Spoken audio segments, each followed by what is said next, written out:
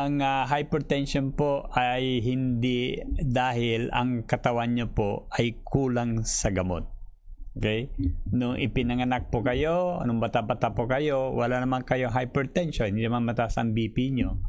So ano po ang nangyari all those years at nagkaroon kayo ng mataas ang blood pressure? At definitely hindi po yung gamot ang solusyon. Kasi kung gamot po yung solusyon, at kung matagal na kayo umiinom niyan, dapat magaling na po kayo. Ang tao po ay hindi magaling kahit kayong blood pressure niyo po ay normal kung kayo po ay nagme-maintain ng gamot. Ang taong healthy kasi walang gamot na iniinom.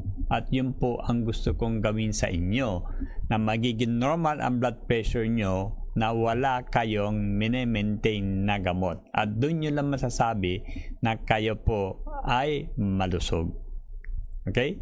So, ang pagtaas ng blood pressure po ay dahil sa kakulangan ng tubig sa inyong katawan. Ang dugo po natin ay about 86% water. Kung kulang kayo sa tubig, lalapot po yan. Pag lumapot ang dugo nyo, yung puso nyo po ay mangangailangan ng karagdagang pwersa para ibomba itong malapot na dugo, lalo-lalo na paakyat sa inyong utak. Kasi ang utak po natin nandun sa bandang tuktok ng ating katawan. So, kailangan ng mas mataas ng pressure, okay? Dahil malapot. So, ang best solution po dyan, labnawan nyo yung dugo nyo para mas relax ang puso nyo na ibomba at doon lang bababa ang inyong blood pressure. So, ang kasagutan po niyan ay yung tubig at mga minerals. Okay?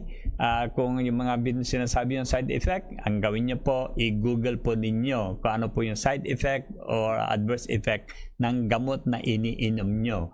At doon kayo magugulat na marami pala, hindi lang doon sa inyong nararamdaman. Ang katawan natin ay ayaw naman na magpakarga ng kahit anong chemical na hindi siya angkop dun sa katawan. Ang katawan natin hinahanap po is sustansya, hindi po chemical.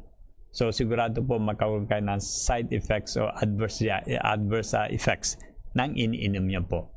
Doon nyo makikita. Gusto ko na i-google nyo para paulit-ulit nyo mabasa kung ano yung maaring side effect na maibigay sa inyo ng iniinom yung chemical.